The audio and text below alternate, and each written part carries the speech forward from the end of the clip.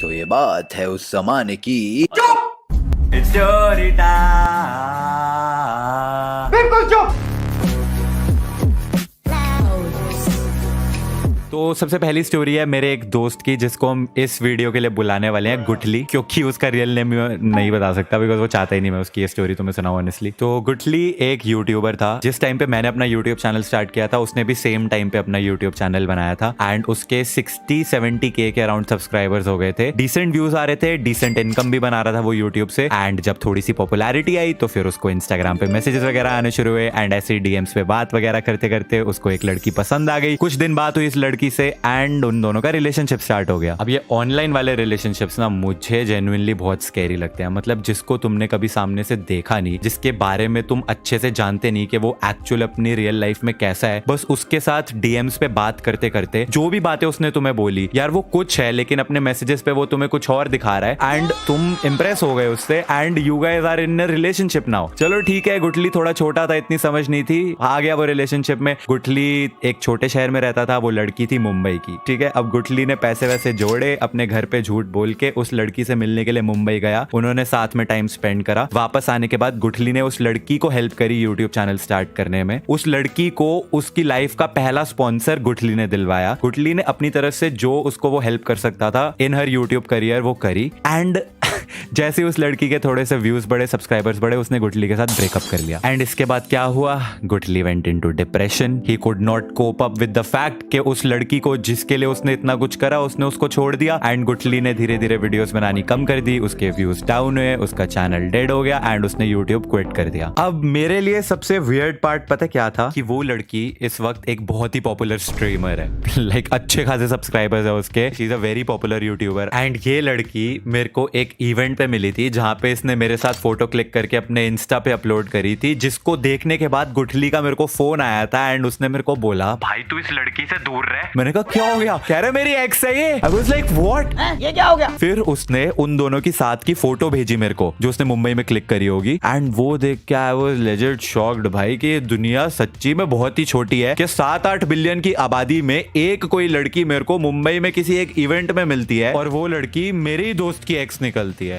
Very small world Indeed. अब तुम लोग ज्यादा शेरलॉक होम्स मत बन जाना कि गुठली ये होगा और वो पॉपुलर स्ट्रीमर वो होगी। वो नहीं है वो जो तुम सोच रहे हो। नियॉन मैन की वीडियो आ रही है। तो की हाल चाल सत श्री अकाल। आपको पता है ट्रिगर्ड इंसान के एक दोस्त को एक पॉपुलर स्ट्रीमर ने चीट किया था। क्या वो पॉपुलर स्ट्रीमर ये हो सकती है? वो नहीं है जो तुम सोच रहे हो। तो भाई किसी पे भी कोई एलिगेशन लगाने की जरूरत नहीं है। लेकिन गुठली की स्टोरी ना यहाँ पर खत्म नहीं होती। अब ये वाला इंसिडेंट हुआ था 2018-19 के आसपास। फास्ट फॉरवर्ड 3 साल 2022 में अब दुनिया जो है पैंडेमिक के बाद नॉर्मल होना शुरू हो चुकी थी एंड इसी टाइम पे गुठली की एक नई गर्लफ्रेंड बनी जिसको हम इस वीडियो के लिए बुलाएंगे अजवैन। आप पता नहीं क्यों पर हाँ अजवैन बुलाएंगे। तो अब गुठली अजवैन के साथ खुशी खुशी अपना जीवन व्यतीत कर रहा है। फास्ट फॉरवर्ड टू अक्टूबर 2023, 1.5 साल हो चुके हैं इन दोनों को साथ में रिलेशनशिप में एंड गुठली बहुत सीरियस था इस लड़की को लेके। इतना सीरियस कि अपने घर पे अपनी मम्मी तक को बता चुका था इसके बारे में। लाइक वो तो अपने मन में अब शादी के लिए तैयार था। मतलब नेक्स्ट स्टेप उसका यही था कि अब वो उस लड़की को शादी के लिए प्रपोज करने वाला था। अच्छा, और इस स्टोरी में मैं भी हूँ थोड़ा सा। मेरा क्या एंगल है कि गुठली ने अब यूट्यूब तो क्विट कर दिया था एंड उसने 3-4 बार ट्राई भी करा कम बैक करने का लेकिन कभी हुआ नहीं। लेकिन अब लड़की को घुमाने के लिए उसको पैसे की जरूरत पड़ती थी तो वो मेरे को ऐसा फोन करके कई बार बोलता था कि यार एज अ उधार मेरे को 5-10 हजार रुपए भेज दे एंड मैं तो खुशी खुशी भेज देता था कि अरे हाँ यार जाना तू भाभी को घुमा। हाँ, लेकिन वो मेरे को 15-20 दिन के अंदर अंदर वापस सारे पैसे भेज देता था। इसके अलावा वो मेरे को अपने और अजवैन भाभी के अपडेट्स वगैरह देता रहता था टाइम टू टाइम। मतलब शेयर करता था मुझसे काफी सारी चीजें। अक्टूबर 2023 की वो रात जब मैं अपनी स्ट्रीम बंद करके अपना फोन चेक करता हूं और 11 मिस्ड कॉल्स।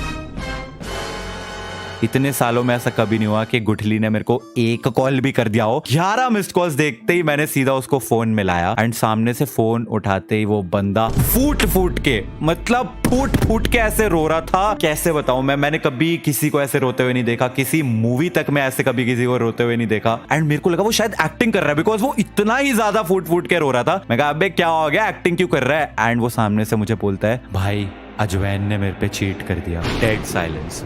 मुझे समझ ही नहीं आया मैं क्या बोलूं, क्योंकि ये लड़का तो उसके साथ शादी की बातें करता है और अब बोल रहा है उसने चीट कर दिया। मैंने कहा भाई तू पहले चुप हो जा, रोना बंद कर और मुझे बता हुआ क्या है। इसने फिर बताया कि वो लड़की बहुत टाइम से डबल डेट कर रही थी, दो बॉयफ्रेंड्स। और जब गुठली को पता चला उस दूसरे बॉयफ्रेंड के बारे में तो बहाना सुनो तुम भाई, लड़की का बहाना था कि नहीं नहीं मैं डबल डेट नहीं कर रही थी, तुम्हें चीट नहीं किया, वो तो मेरे पापा ने मेरी शादी फिक्स कर दी है इस लड़के के साथ। कुछ भी। अबे तू पागल है क्या? तू क्या बोल रही है? जब उसने तेरे को पकड़ा तो अब तू बोल रही है कि शादी फिक्स हो गई थी, तो तू बताने कब वाली थी? शादी होने के बाद, बच्चा हो जाने के बाद कि हाँ देखो आप पापा नहीं मामा बने हो। अब ऑब्वियसली ये शादी वाला तो बस एक बहाना ही था, एक्चुअली में तो वो चीट ही कर रही थी। तो अजवैन ने फिर क्या करा, गुठली को ब्लॉक। जब गुठली ने उसको कांटेक्ट करने की कोशिश करी तो अपने वो दूसरे बॉयफ्रेंड से गुठली को गालियां दिलवाई उसने, गंदी गंदी माँ बहन की गालियां। स्क्रीनशॉट दिखाए मेरे को जब ना गुठली ने। आई वाज लाइक भाई क्या करेगा अब इस पे? तो वो कह रहा भाई मैं इसके घर जाके मार के आऊंगा इसको। मैंने इतना समझाया गुठली को कि भाई तू कोई ऐसा स्टेप मत कर लियो जिसको तू रिग्रेट करे। तो शायद वो थोड़ा सा शांत हुआ जब मैंने उसको 5 घंटे पूरी रात बैठ के उसको कंसोल करा, शांत कराया।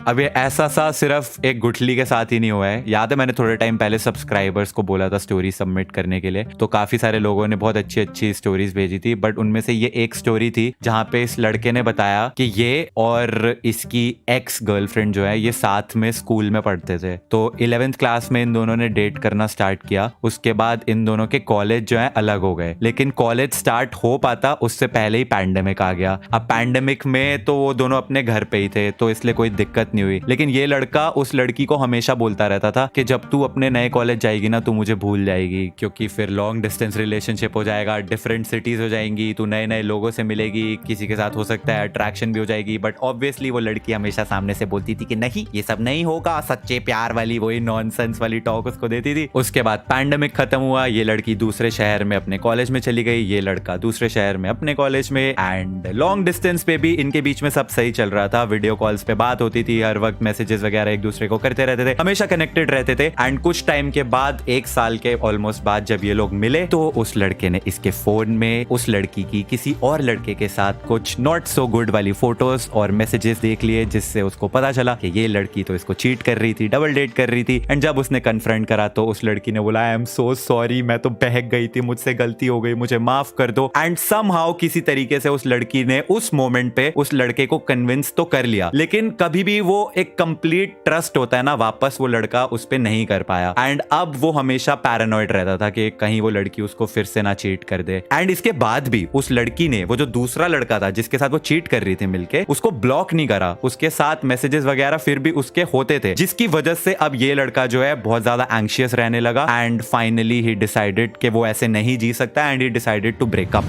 अब ऐसी स्टोरीज जब मैं सुनता हूं ना तो it just makes me wonder कि ये आजकल के relationships do they even mean anything. ये जो बॉलीवुड ने हमारी एक्सपेक्टेशंस बढ़ा रखी है ना, प्यार इश्क और मोहब्बत, सबका सब धोखा है। अभी भी समझ जाओ मौका है, लड़के हो या लड़कियां सब धोखेबाज है। तुम बन जाओ गीगा चैट, क्योंकि खुद में ही आत्मविश्वास है। पता नहीं क्या बोला मैंने, बट अगर आपके पास भी ऐसी कोई स्टोरी है that could be responsible for the next story time video, तो उसको कमेंट सेक्शन में जरूर छोड़ देना। एंड ये वाली वीडियो पसंद आई हो तो इसको लाइक कर देना। I'll see you guys in the next one. तब तक के लिए थैंक्स फॉर